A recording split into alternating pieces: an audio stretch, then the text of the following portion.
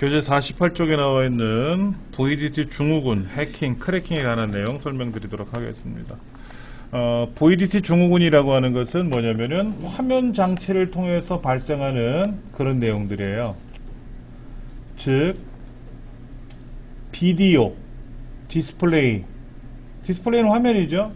터미널은 단말기라 그래서 과거에 우리 컴퓨터 작업하는 걸 터미널 작업한다 그랬는데, 하여튼 모니터를 쳐다보면서 작업을 하다 보니까 어떻게 될까요? 눈도 피로해지고, 그리고 키보드를 만져야 되니까는 어깨가 어떻게 될까요? 불편해질 거예요. 척추도 불편하고요. 장시간 사용하게 되면 어떻게 됩니까? 몸이 되게 힘들겠죠. 50분 하고 10분 쉬고, 그리고 모니터와 우리 눈과의 거리는, 화면 장치와 우리 눈과의 거리는 뭐 40cm 정도를 띄워라. 우리가 어릴 적에 이렇게 책을 들고 손을 이렇게 펼쳐가지고 책을 읽었던 기억이 있잖아요. 그 이유가 뭐냐면 눈과의 거리를 조정하는 건데, 저도 30년이 넘도록 컴퓨터 생활하다 보니까는 돋보기를 썼어요. 돋보기를 쓰는 이유가 시력이 좋은 사람들이 일찍 돋보기를 쓴다는 얘기를 하더라고요, 안과에서. 근데 그거는 저를 달래주려고 하는 위로의 말씀인 것 같고, 눈이 나빠지니까는 쓰는 거겠죠. 눈이 안 좋아졌으니까. 근데 그로 인해서 여기 책에 나와 있는 대로 스트레스 받아요. 눈의 피로, 시력이 떨어집니다. 손목, 어깨, 목, 허리. 제가 오른쪽 어깨가 마비가 돼가지고요. 요거는 움직여요, 이렇게. 근데 만세도 못하고요. 지금은 해요. 열중셔도 안 됐어요. 근데 지금 돌아가요. 그러니까는 이제 궁둥이가 간지러워서 긁으려 그러면 손이 안 갑니다. 뒤로 안 돌아가요. 그러니까 여기서만 움직이는 거. 밥 먹는 거, 전화하는 거. 근데 제가 누군가 제 이름을 부르면 저요 하고 손을 들어야 되는데 안 돌아가요. 잘 때 옆으로 못 자요. 아파가지고요. 막 너무 통증이 심해가지고. 그게 왜 그러냐? 항상 키보드 마우스 만져야 되니까 그 자세 그대로 굳어버린 거예요. 근육이 마비됐다기보다도 굳어버린 거예요. 그런 문제가 생겨요. 이게 VDT 증후군의 가장 큰 피해 중에 하나겠죠. 그 다음에 뭐 불임이라든지, 남자 같으면 이제 성염색체 중에서 남자 염색체가 잘 작동이 안 돼서 딸만 낳는다라는 거죠. 실제로 제가 군대 생활하면서 저희 부대에서 직업군의를 계셨던 분들, 그분들은 다 딸만 갖고 있습니다. 아들 한 분도 못 봤어요. 간부들 중에. 저희 포병부대 근무했거든요. 포병부대는 통신 이런 걸 많이 해야 되다 보니까는 전자파가 엄청나게 나와요. 그러다 보니까는 통계를 내봤는데, 일단은 아들을 가진 집은 한 명도 없었고 다 딸만 있었고, 또 딸은 많아. 딸 세 쌍둥이도 낳고 아들은 하나도 없었어요. 그래서 저도 처음에 딸을 낳았거든요. 그 다음에 아들을 과연 낳을 수 있을까? 뭐 제가 대를 이을 것도 아니지만 그런 고민을 했었는데, 진짜 컴퓨터도 한동안 멀리하고 운동하고 술 담배 멀리하고 그렇게 해서 오랜 기간을 준비를 해서 아들을 낳았어요. 사실은 큰애 낳고 6년 동안 텀이 있었어요. 그동안 준비했었던 거예요. 준비했었고. 근데 이거는 분명히 통계를 내보면 의학적으로 문제가 있는 거는 맞아요. 그러니까 증후군이죠. 해킹은 뭐냐면은요, 남의 네트워크에 침입을 해가지고 나 다녀갔어요 하는 사람이 해킹하는 거라 그래요. 그걸 해커라고 하죠. 크래커는 뭐냐면은, 해커도 나쁜 놈이에요. 남의 거에 침입하는 게 나쁜 거잖아요. 그렇죠. 근데 침입하고 나서 뭐를 뒤집어 놓고 가는 건 아니고 그냥 나 다녀갑니다로 끝이야. 왜? 나 이만큼 실력 있는 사람이야 증명하려고. 그런데 크래커는 거기에다가 나쁜 짓을 하고 하는 거죠. 거기 있는 정보를 훔쳐가건다든지 정보를 엉망으로 만들어 놓고 한다든지 하는 걸 크래커라 그래요. 크래커. 근데 이제는 크래커라는 말을 안 쓰고요, 다 해커라 그래요. 나쁜 놈. 그러니까는 해커도 화이트 해커냐 블랙 해커로 나누죠. 블랙 해커가 크래커 같은 역할을 하는 거고요. 화이트 해커는 그런 블랙 해커의 침입을 막기 위해서 일을 한다든지, 또는 그 어떤 하여튼 안 좋은 역할을 하는 누군가가 있을 거 아닙니까? 이제 그거를 방지하기 위한, 방어하기 위한 기능을 하는 역할을 하는 사람을 화이트 해커라고 보통 부르더라고요. 그거는 안 좋은 건 다 안 좋은 겁니다. 어려워요. 저도 공부하다가 중간에 에이 때려쳤어요. 제가 해킹하는 거 배워가지고 뭐에다 써먹어. 그러다 성공하면 뭐 할 거냐고. 잡혀갈 텐데. 실패하면 망신살이고. 그렇잖아요. 실패해도 잡혀가요. 걸리니까. 뭐 성공을 했는데 막 뭐 한국은행을 털은 것도 아니고 남의 네트워크 들어가서 어쩌고 저쩌고 하다 잡혀보세요. 그 망신살. 나이 먹어서. 그래서 하여튼 어느 정도 공부만 하다 저도 그만둔 적이 있습니다. 어렵긴 어렵더라고요. 자, 이것도 범죄죠. 범죄입니다. 범죄는요, 우리가 생각해서 저거 저러면 안 되는데, 그게 법적으로 잘못된 거, 또 윤리적으로 잘못된 거, 그런 것들을 총칭해서 다 범죄라 그래요. 상식선에서 해결할 수 있어요. 이건 우리가 안 배워도 상식선으로 해결할 수 있어. 그러니까 남의 주민등록증을 주웠는데 그걸 가지고 어쩌고 저쩌고 샥 해가지고 자기 주민등록증인 것처럼 해서 뭐를 했어. 이것도 그 잘못이잖아요. 그렇죠? 근데 그게 컴퓨터하고 연관이 없으면 컴퓨터 범죄는 아니지. 근데 컴퓨터와 연관이 되면은 이제 컴퓨터 범죄라고 부르는 거예요. 남의 소프트웨어를 복사를 해서 무단 사용한다든지. 쉽게 말하면 이런 거죠. 아래 한글 엑셀 같은 거 저도 이렇게 누가 필요하면 복사해줘요. 그거 걸리는 거죠. 범죄예요. 범죄. 그런데 제 거를 누구한테 주기가 곤란해요. 왜? 제 제품 번호가 공개가 되지 않습니까? 그래서 저도 그냥 인터넷상에 돌아다니는 거를 가지고 갖고 있다가 복사를 해드리죠. 여러분이 그렇게 하시려고 그러면 또 힘들다고 하니까 그냥 제가 갖고 있는 거를 그렇게. 자, 타인의 하드웨어에 있는 내용을 봤어요. 우연찮게 볼 수 있지 않습니까? 자, 여러분이 저한테 USB 메모리를 주시면서 선생님 거기다 뭐 좀 복사 좀 해주세요. 그래서 제가 컴퓨터에도 꽂으니까 여러분 USB 메모리가 제 컴퓨터에 보일 거 아닙니까? 그럼 보이면 입 다물고 있어야지. 이게 뭔가 저게 뭔가 막 들썩거리면서 쳐다보면 어떻게 된다? 그것도 범죄예요. 예. 근데 그 내용을 또 여기저기다 퍼뜨리면 어떻게 될까요? 더 나쁜 놈이 되는 거죠. 예. 자, 그 다음에 금품 횡령, 사기. 컴퓨터를 이용해서 사기치는 경우도 있죠. 이 물건이 100만원짜리래. 근데 50만원에 준대. 100만원짜리 어느 바보가 50만원에 주겠어요? 50만원짜리가 50만원에 주든지 아니면 5천원짜리를 50만원에 사기쳐서 팔든지 하겠지. 그렇게 하는 거라든지. 그 다음에 해킹을 해가지고 남의 정보를 위조, 변조, 삭제, 유출 뭐 이런 것들. 이런 것. 그다음에 개인정보 유출하는 거 있죠? 예. 음란물, 이 큽니다. 음란물 유통하는 거. 굉장히 큰 문제예요. 과거에는, 음란물이라고 하는 것이, 이제 흔히 말하는 우리 포르노라고 말을 하잖아요. 이런 포르노를 정식적으로 유통을 할 수도 있죠. 판매하지 않습니까? 성인 사이트에 들어가서 본인 확인해가지고 우리가 정식적으로, 합법적으로 물건을 구매하는 경우가 있어요. 그런데, 그거는 내가 샀으니까 정식으로 샀으니까 나만 보든지 있으면 되는데 그걸 갖고 또 딴 데다 판단 말이야. 그러면 나는 뭐야? 재판매하는 거잖아요. 판매 사업자 등록도 안 되는 상태에서 합법적인 게 아닌 게 되는 거잖아요. 그렇죠. 그러니까 하여튼 음란물을 보지도 말고 유통하기도 하지 말고 뭐 이런 걸 하지 마라 하는 거죠. 우리나라에서는 안 돼요.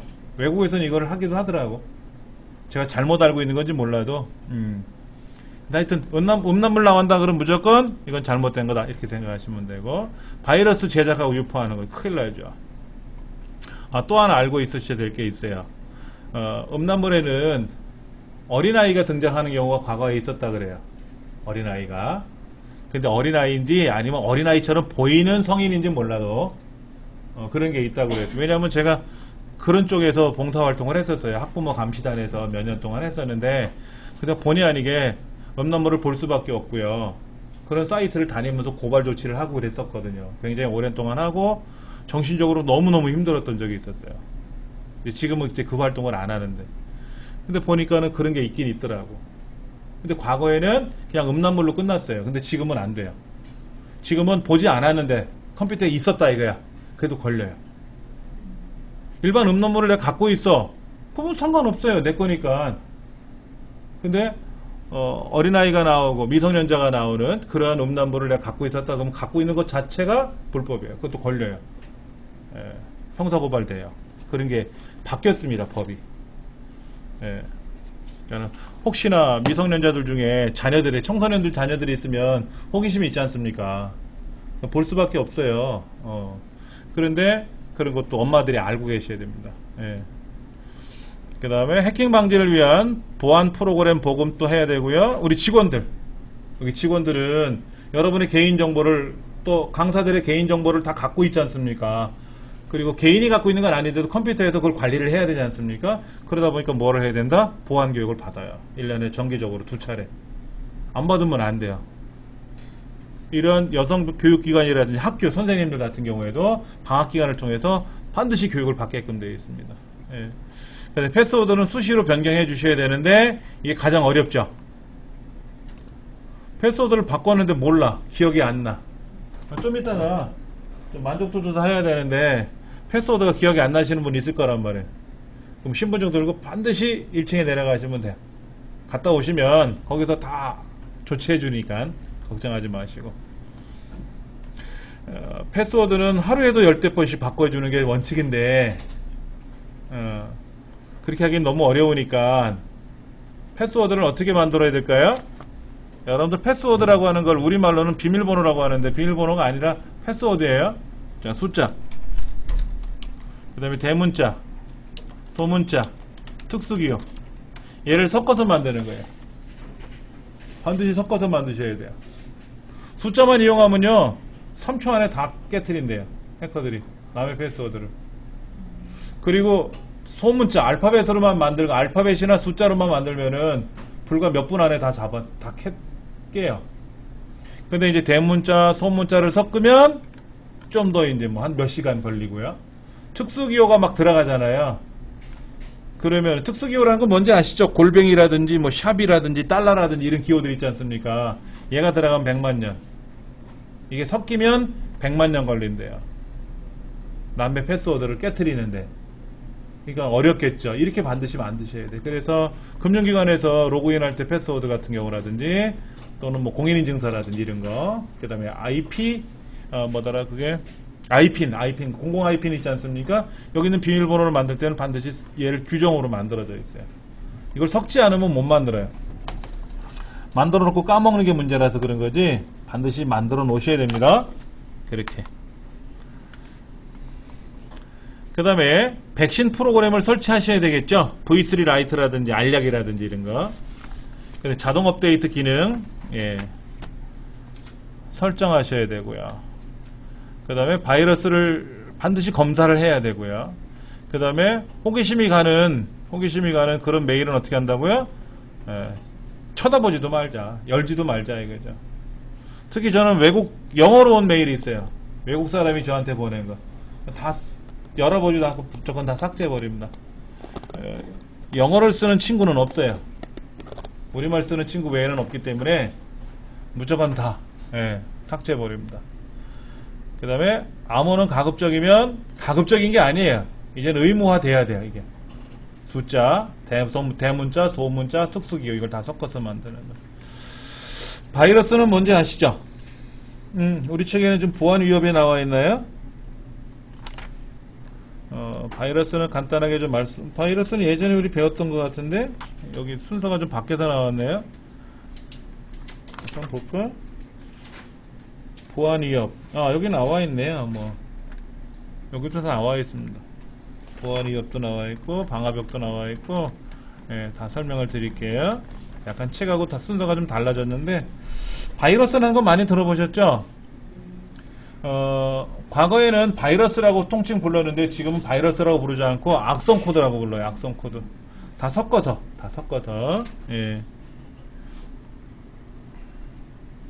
자, 바이러스는 내 컴퓨터의 정상적인 작동을 방해하기 위해서 만든 프로그램인데 어떻게 피해를 보냐 하면은요, 윈도우의 부팅 영역이 일단 부팅 영역, 운영체제의 부팅 영역이 손상을 입고요. 그 다음에 데이터가 손상을 입어요. 내가 밤새도록 입력한 데이터가 사라질 수도 있어요. 예. 바이러스 특징은요, 자기 자신을 복제해요.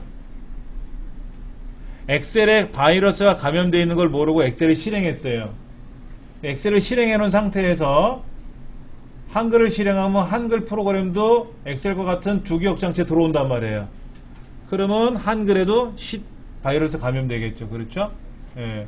그리고 한글을 이용해서 문서를 작성하면 그 문서 파일에도 바이러스가 감염되겠죠. 그래서 이렇게 감염된 자료를 내가 전자우편을 통해서 친구한테 보내면 그 친구도 어떻게 될까요? 그 바이러스에 감염될 수 있겠죠. 열어볼래니까. 이런 문제가 생기는 거예요. 그 다음에 바이러스는 눈에 잘 보이질 않죠. 은폐 기능이 있고요. 파괴시키는 기능이 있어요. 그래서 엉망진창이 된다. 내 컴퓨터가 엉망진창이 된다. 네. 그 다음에 바이러스 예방법. 다운로드 또는 외부에서 복사해온 파일은 바이러스 검사를 수행한 후에 사용한다 라고 되어 있고요. 불법적인 침입을 막을 수 있는 방화벽을 설정해야 되고요. 예, 뭐 바이러스 백신 프로그램 사용하는 건 뭐 기본적으로 잘 하셔야 되겠고요. 예, 그 다음에 또 볼까요? 보안 위협. 우리 책에 나와 있죠? 보안 위협. 가로막기는 뭐예요? 내가 지금 데이터를 보내서 다른 지역으로 보내야 되는데 네트워크에 얘가 떡하니 막아.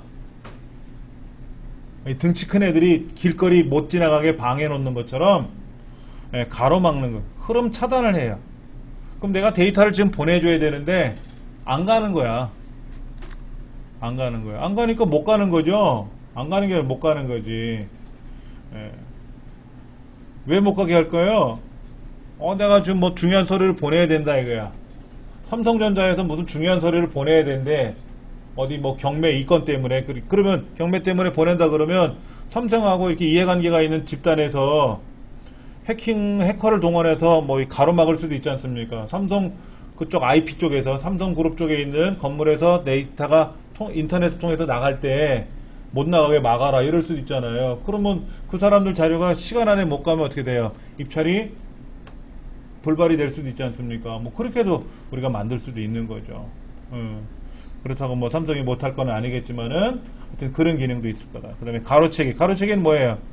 그렇게 해서 내가 데이터를 보냈는데 저쪽에 있는 내가 가는 데이터를 누군가가 싹 빼가는 거야. 그래갖고 전자우편이 가긴 갔는데 첨부 파일이 없어. 첨부 파일이 없는 거야. 난 분명히 첨부 파일에서 보냈는데 없는 거야. 그럼 어떻게 될까요? 저쪽에서 내 관련 자료가 안 갔으니까 없나 보다 하고 넘어갈 수도 있겠죠. 자, 수정은 뭐예요? 데이터를 바꿔치기 하는 거. 위조는 뭐죠? 딴짓거리 하는 거죠. 다른 송신자로부터 데이터가 송신된 것처럼 꾸미는 거예요. 위조, 변조 뭐 이런 거 많이 들어보셨죠? 이런 것들은 다 들어보시면 아실 거예요. 수정이 뭡니까? 가로채기가 뭡니까? 이렇게 묻지는 않아요. 그러나 대충 읽어보시면 알 수 있잖아요. 그렇죠? 그 다음 여긴 좀 어려워요. 웜은 뭐냐면 바이러스는 바이러스인데 보통 바이러스는 파일을 삭제하거나 또는 부팅 영역을 깨트리거나 이런다 그랬지 않습니까? 근데 웜은 뭘 하냐면 자기 자신을 계속 복제해요. 예를 들어 이런 거예요. 내가 밥 한 숟가락을 먹으면 밥 한 숟가락에 들어있는 탄수화물, 지방 뭐 이런 게 있지 않습니까? 그런 이제 탄수화물이 이제 지방이 된다 그러잖아요. 근데 그 밥 한 톨이 계속 지방으로 복제된다고 생각해 보세요. 2배, 4배, 8배, 16배 막 늘어난다고 생각해 보세요. 그럼 밥 한 숟가락 먹고 1시간 안에 돼지가 되는 거야. 복부 비만이 올 거 아닙니까? 그런 식으로 하는 게 웜이라는 게 특징이에요. 그래서 주기억 장치에 자기 자신을 계속 증가시키니까 어떻게 될까요? 주기억 장치가 부족한 현상이 발생하니까 컴퓨터가 멈춰버리는 거죠. 그리고 또 껐다 키면 어떻게 됩니까? 또 바이러스에 감염된 게 있으니까는 계속 증가돼서 또 멈추고 또 껐다 켜지면 또 멈추고 이렇게 해서 그 컴퓨터를 결국에 못 쓰게 만드는 그런 일을 벌리는 거죠. 트로이 목마는 뭐냐면요, 어떤 바이러스 기능들이 숨어 있어요. 그 트로이 전쟁에서 목마를 이렇게 목마 안에다 병사를 이렇게 숨겨놨다가 적의 그 성에 진입하는 그런 옛날 이야기 있었지 않습니까? 그것처럼 트로이 목마 바이러스라고 하는 거는 트로이 목마 바이러스에 있는 내용 그대로 숨어 있어요. 그게 목마 속에 숨어 있는 건 아니고 평상시에는 안 나타나다가 때가 되면 착 나타나는 거야.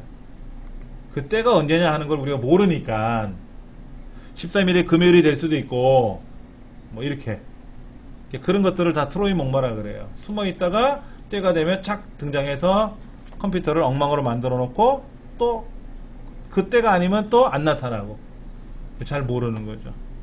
백도어는 뭐라 그랬죠? 뒷문을 만들어서 비밀 통로를 만들어서 거기에서 들락날락거리면서 일을 하기 위해서 쉽게 일을 하기 위해서 만든 건데 이걸 악용하면 어떻게 돼요? 남의 네트워크에 백도어를 찾아가지고 글로 들락날락거리면서 그쪽 남의 네트워크를 엉망으로 할 수도 있겠죠.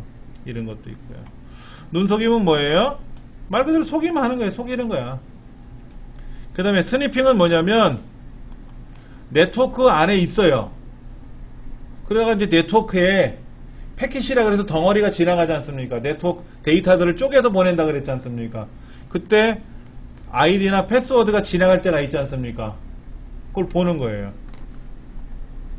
그러니까 예를 들어 이런 거지. 그 곰이 그 물고기가 이렇게 역류해서 올라갈 때 탁 잡잖아요. 뭐 수영해 가면서 잡는 게 아니잖아. 그러니까는 평상시에는 가만히 있다가 아 이제 연어가 올라올 때 좀 됐다 그러면 거기 길목에 앉아가지고 올라오는 걸 탁 잡아가서 잡아먹는 거란 말이에요. 그런 것처럼 네트워크에 있다가 그냥 일반 데이터가 지나갈 때는 가만히 있는데 패스워드나 아이디가 같은 게 있다 그러면 그것만 딱 훔쳐가는 거죠. 엿보는 거예요. 엿보는 거. 예, 스니핑. 그 다음에 도스 공격이라고 하는 건 뭐냐면은요, 대량의 데이터를 상대편 컴퓨터에 보내는 거예요. 여러 대 컴퓨터를 이용해서. 어떤 문제가 생기냐면은요, 이런 것도 있을 수가 있어요. 우리 게시판 있죠. 센터 게시판. 센터 게시판에 글을 쓸 수 있는 권한을 얻어요. 어떻게 얻죠? 회원가입하면 되죠. 그래서 거기다 질문을 하죠. 질문하지 않습니까? 우리가 센터 게시판에다 궁금한 사항이 있으면 질문하거든. 그러면 담당자들이 다 답변해 주거든요. 근데 그때 거기다가 첨부 파일을 보낸다고 생각해 보세요. 첨부 파일을 보내는데 우리 센터가 무제한은 아니잖아. 근데 그거를 계속해서 보내면 어떻게 될까요? 우리 중부 서부센터 서버가 이렇게 오늘 갑자기 멈춰버릴 수도 있겠죠. 그렇게. 예전에 이제 전자우편 보낼 때 대량의 데이터를 첨부시켜서 계속 보내는 거예요. 그럼 그 사람 전자우편 하면 어떻게 될까요? 꽉 차버리겠죠. 그러면 그 사람 못 쓰는 거죠. 예, 그렇게. 여러 대 장비를 이용해서 대량의 데이터를 한쪽으로 계속 보내면 그 서버가 어떻게 될까요? 멈춘다 이거. 일을 못하게 되는 거죠. 예. 그게 도스고 디도스도 있어요. 디도스 들어보셨어요? 옛날에 디도스 공격. 그게 도스 공격을 이제 확장시킨 건데 뭐냐면 제가 이제 나쁜 놈인데 컴퓨터가 10대가 있단 말이에요. 집에. 그걸 가지고 막 이렇게 하는 게 아니라 디도스 공격을 하기 위한 좀비 바이러스를 퍼뜨려요. 근데 좀비 바이러스를 퍼뜨리려기 가장 좋은 게 뭐냐면 어디가 누가 공짜로 영화를 준대. mp3 노래 파일을 공짜로 누가 준대. 그러면 좋아하거든. 그러면 그런 사이트를 알고 있다가 거기에 해킹을 해가지고 그 영화 안에다가 만약에 예를 들어서 지금 암살이라는 영화가 있는데 그 10,000원이거든요. 정상적으로 유통하는 금액이. 근데 공짜로 준다 그래봐. 너는 할 것 없이 잠깐 쉽시다 그러고 저도 들어가서 다운로드 받겠죠. 이제 그런 데다가 해킹을 해가지고 좀비 바이러스를 붙여놓는 거예요. 그럼 이제 사용자들이 그 컴퓨터를 영화를 다운로드 받겠죠. 근데 받다 보니까 안 돼. 알고 봤더니 영화는 아니었어. 속임수였겠지. 하여튼 그렇게 해가지고 이제 바이러스가 감염이 된 거야. 그게 전국적으로 한 10만 대 이렇게 된다고 생각해 보세요. 그 10만 대에다가 원격으로 조정하는 거야. 좀비가 된 거야, 얘들이. 야, 니들 몇 년, 몇 월, 며칠 날 어디에 접속을 해.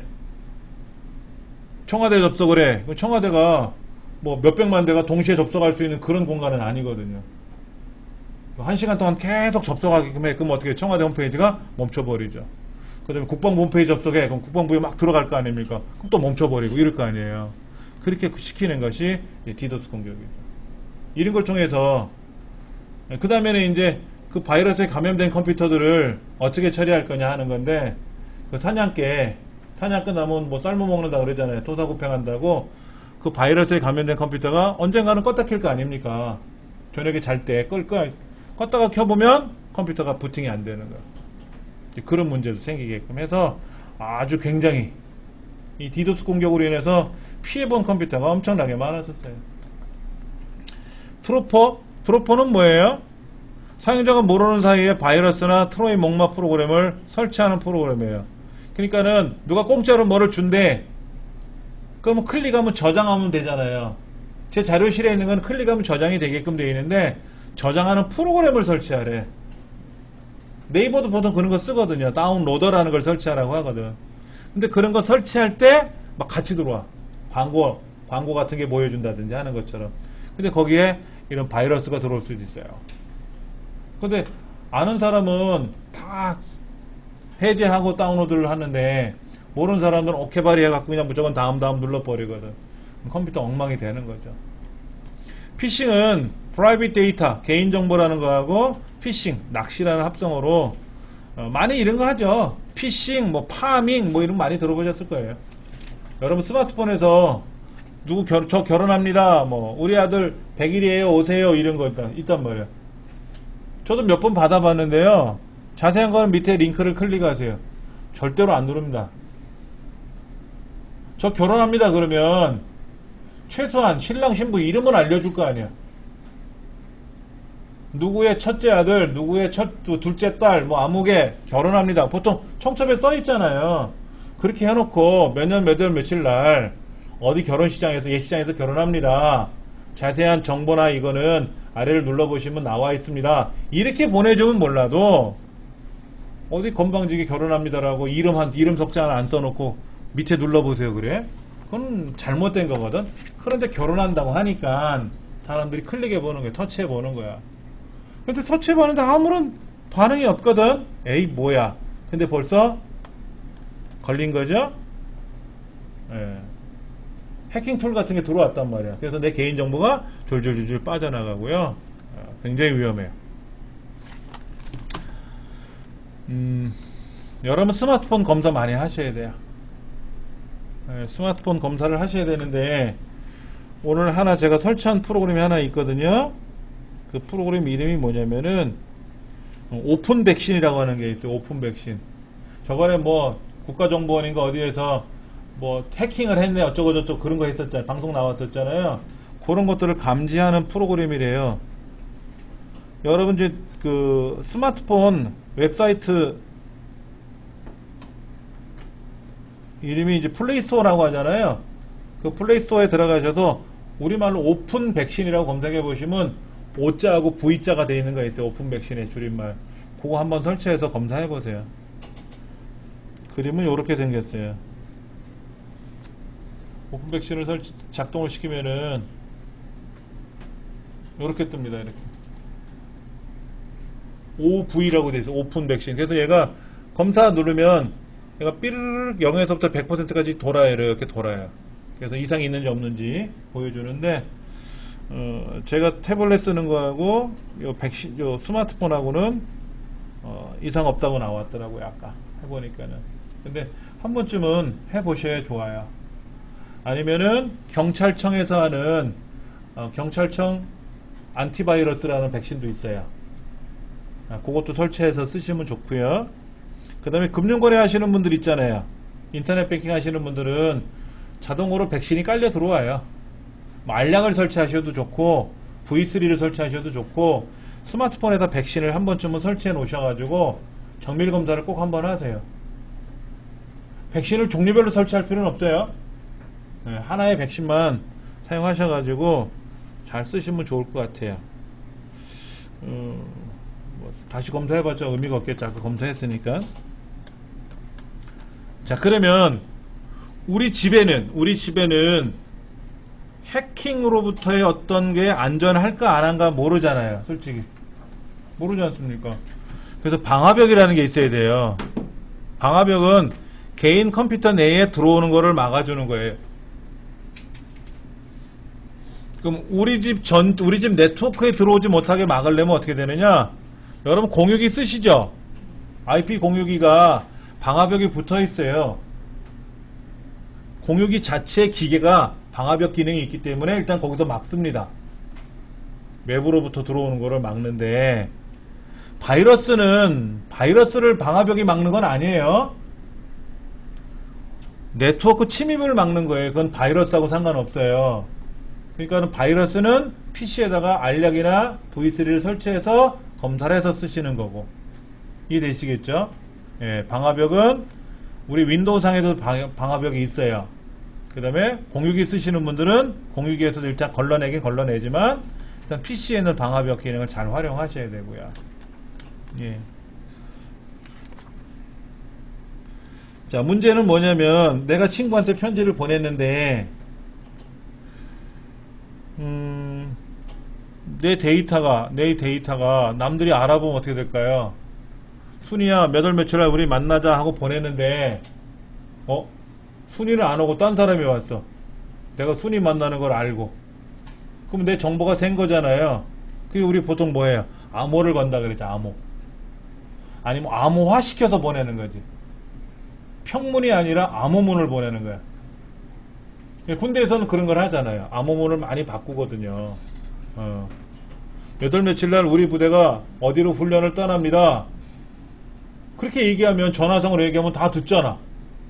그러니까는 얘를 암호로 바꿔서 보내는 거야. 그럼 남들이 봐도 못 알아듣죠. 그렇게 암호화 시키는 거예요. 자, 도청, 부정 접근, 이거를 방지하기 위해서, 대비해서 만드는 건데, 우리는 주로 암호를 언제 하느냐? 인터넷 뱅킹 같은 거 할 때 하죠. 보안 인증서 로그인 한다든지, 여러분들 인터넷상에서 신용카드로 결제하는 경우 많이 있을 겁니다. 그렇죠? 그럼 신용카드 비밀번호를 입력을 하거나 하지 않습니까? 그러면 그것이 암호화가 돼서 저쪽하고 은행하고 카드사하고 연결이 돼 있어야 되거든요. 그 중에 첫 번째가 이제 비밀키 암호화 기법이라 그래요. 비밀키 암호화 기법. 공개키 암호화 기법도 있어요. 자, 비밀키는 뭐냐면요. 내가 순이랑 얘기할 때는 순이와의 암호화 키가 있어요.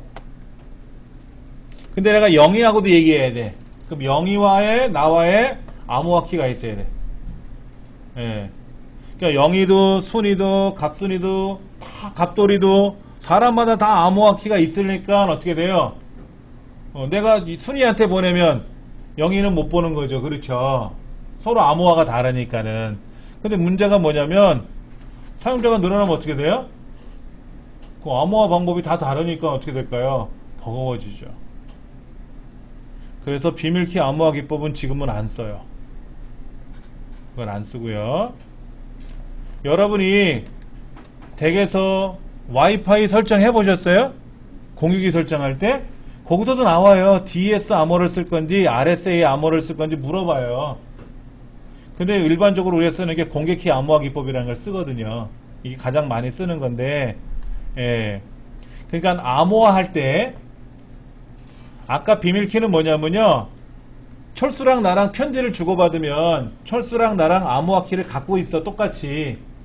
내가 철수랑 편지를 쓴 거를 암호화 시켜서 보내면 철수는 그거를 풀 수가 있어. 근데 그 내용을 영철이한테 보내면 영철이는 못 푼다고. 암호화 키가 다르니까. 사람이 많아지면 어떻게 되는 거예요? 그 암호화 키가 많아지니까 힘들다라는 거죠. 근데 공개 키는 뭐냐면요. 서로 다른 키로 암호화하고 복호하는데, 암호화할 때는 공개가 돼 있고, 복호화예요. 복화화가 아니라 복호. 암호화하는 건 뭐예요? 내가 편지를 보낸단 말이야. 편지를 보낼 때 암호를 쫙 해서 암호를 걸어갖고 보내지 않습니까? 이건 공개가 돼 있어. 그러면 상대편 철수가 그 편지를 읽어봐야 될 거 아닙니까? 그때 입력할 때 사용하는 건 복호화 키라 그러는데 이건 비밀로 돼 있으니까 모른다 이거야. 딴 사람이. 특이한 방법이에요. 이 방법을 쓰는 게 공개키 암호화 방법이고, 현재 우리가 공인인증서라든지 인터넷 뱅킹을 할 때 다 공개키 암호화 기법을 씁니다. 굉장히 복잡해요. 용량도 크고요. 예, 약간은 속도가 느리다고 하는데 안전성이 가장 좋아요. 안정성이 가장 좋고요. 그런데 이 안정성을 높이기 위해서는 암호의 길이가 길어야 돼요. 여러분 인터넷 뱅킹 할 때 암호를 몇 자리를 써요? 우리 통장 비밀번호는 3번이죠. 이제 4글자죠. 4글자. 뭐 1, 2, 3, 4 이렇게 쓰지 않습니까? 근데 연속으로 못 쓰게 하잖아요. 3333 이런 거 못 쓰게 하고 5678 이런 거 못 쓰게 하지 않습니까? 근데 3번 틀리면 어떻게 돼요? 카드가 쑥 들어가요. 내가 이 신용카드 꺼내놓고 인터넷 캐시박스에 가서 돈 좀 찾으려고 하는데 비밀번호가 생각이 안 나. 그래서 몇 번 틀리면 어떻게 돼요? 기계 안으로 들어가 버리고 인터넷 뱅킹을 할 때 비밀번호 4번인가 뭐 5번인가 3번인가 틀리면 무효돼요. 그러면 제가 신분증 가지고 은행 가서 비밀번호를 또 바꿔서 와야 돼요. 그런 제도가 있으니까 좀 안전은 하지만 그게 무제한으로 돼 있으면 어떻게 될까요? 1, 2, 3, 4인지 5, 6, 7, 8인지 알아맞추는 거는 10,000번만 입력해보면 나오잖아. 0000, 0001, 0002 해서 9999까지 입력해보면 나올 거 아니야. 근데 암호가 예를 들어서 12자리를 쓰세요. 그러면 어떻게 될까요? 경우의 수, 조합할 수 있는 경우의 수가 엄청나게 많을 거 아닙니까? 그렇죠. 그런데 요때 암호화 시키는 방법이 128비트예요. 128비트. 여러분 IPv6가 128비트로 구성된다 그랬잖아요. 그러면 자릿수가 10의 34승이가 얼마 나왔잖아. 10의 34승. 20승이 1000조인데 1000조. 1000경인데 34승 같으면 어떻게 돼요? 엄청나게 많은 것 중에 하나가 나오는 거지 않습니까? 그래서 공개키 암호화를 지금 사용한다 그래요. 근데 지금 금융권에서는 뭐라고 하냐면 이것도 몇 년 내에 없애겠다 이런 얘기를 해요. 이걸 없앤다는 의미는 뭐 더 좋은 간편한 방법을 이용해서 암호화 방법을 쓰겠다라는 얘기겠죠. 이 공개키 암호화 기법을 만든 사람이 우리나라 사람입니다. 이걸 가지고 전 세계 사람들이 쓰는 거예요. 그 만드신 분은 돈을 좀 벌었겠죠. 근데 바꾼다고 하면 어떻게 보나 또 모르겠네. 예. 자, 그 다음 인증. 인증은 뭐예요? 넌 누구니? 이거지. 넌 누구니? 나 이정민입니다. 네가 이정민이야? 근거 대봐. 너 근거 대봐. 이거지. 나 이정민 맞대니까 못 뵙겠어. 신분증 줘봐. 신분증을 딱 줘봤더니 맞는 것 같은데 아닌 것 같기도 하고. 너 엄마 이름 뭐야? 너 아버지 이름 뭐야? 또 물어볼 수도 있지 않습니까? 2차, 3차, 4차 이렇게. 그게 인증하는 거예요. 왜? 누군지를 정확히 알기 위해서. 우리 인터넷상에서 뭐를 해요? 아이디 패스워드를 쓰죠. 근데 여러분 핸드폰에서 인증을 어떻게 합니까? 전원을 딱 키면 저는 패스워드가 걸려 있어요. 이 패스워드를 열지 못하면 기계가 안 열리는 거죠. 또 어떤 분은 패턴을 걸어 놓으신 분이 있더라고. 패턴이 기억자야 이렇게. 이걸 왜 걸어놔? 이런 패턴을. 어떤 사람은 이렇게 돼 있어. Z자. 이런 패턴은 다 알잖아. 막 꼬불꼬불. 이런 패턴은 몰라도. 그렇잖아요. 예. 그때 어디는 또 카메라인가 어디 이렇게 갖다 대갖고 지문을 또 검사하대? 내가 이게 나다. 내 핸드폰이다라는 걸 이게 하기 위해서 지문 인식하는 것도 있고요. 노트북도 그런 거 있죠. 노트북에 지문 입력하는 거 있어요. 본인이 확인이 안 되면 제3자는 못 쓰는 거예요. 가장 많이 쓰는 건 인터넷상에서는 아이디 패스워드죠. 그렇죠. 그러니까 패스워드를 숫자 4자리를 쓰면 큰일 난다라는 거지. 그래서 아까 그 특수문자까지 섞어서 쓰라 하는 거고, 또 하나는 생체인식이라는 걸 해요. 생체인식은 뭡니까? 눈, 지문. 눈에는 뭐가 있어요? 홍채, 동공. 그 다음에 사람의 음성. 안녕하세요. 저는 이정민입니다. 이걸 녹음을 해. 그래갖고 그거를 가지고 다음에 이 얘기를 해보세요. 그러면 안녕하세요. 저는 홍길동입니다. 그랬더니 너 이정민 아니구나. 가라. 뭐 이렇게 할 수도 있는 거죠. 그 다음에 얼굴의 형태. 근데 오늘 수술해갖고 오면 안 되죠. 양악수술해갖고 오면 너 아닌데 이럴 거 아니야. 그 다음에 목소리가 쉬면 어떻게 돼요? 너 아니네 이럴 것도 있지 않습니까? 그 다음에 여기 정맥이라고 하죠. 여기 정맥, 손목에 흐르는 정맥을 이걸 가지고 생체 인식을 하는 경우도 있어요. 이런 거는 007 영화 보면 많이 나오잖아. 007이 그 주인공이 제임스 본드가 그 사무실에 들어갈 때 보면 눈도 까대가지고 갖다 대고 뭐 뭐도 하고 잔뜩 하더구만. 그럼 그 안에 이제 뭐 높은 양반이 있잖아요. 그렇죠. 이런 걸 통해 가지고 하는데 문제는 뭐냐면 이런 신체적인 정보가 제가 회원 가입을 했잖아요. 회원 가입을 했는데 회원을 탈퇴했단 말이야. 그럼 내 신체적인 정보가 거기서 삭제할 거냐 말 거냐 하는 거죠. 혹시 여러분 그런 거 전자표 많이 받으세요? 회원은 몇 년 몇 월 며칠서부터 지금까지 1년이 지나도록 로그인을 안 했습니다. 로그인 다시 해주세요. 아니면 이제 정보를 삭제합니다. 뭐 이런 거 많이 받을 거예요. 예. 그게 이제 법이 바뀐 거야. 1년 동안 로그인하지 않으면 이제는 그런 정보 빼버려라 이거지. 빼버려라. 갖고 있지 마라 이거야. 묵은지 오래되면 뭐 장맛도 오래되면 뭐 맛있어진 그게 아니라 컴퓨터에 있는 개인 정보들은 오래 두는 거는 절대로 안 된다 이거지. 갖고 있지 마라. 그러니까는 빨리빨리 비워두고 없애라 이거지.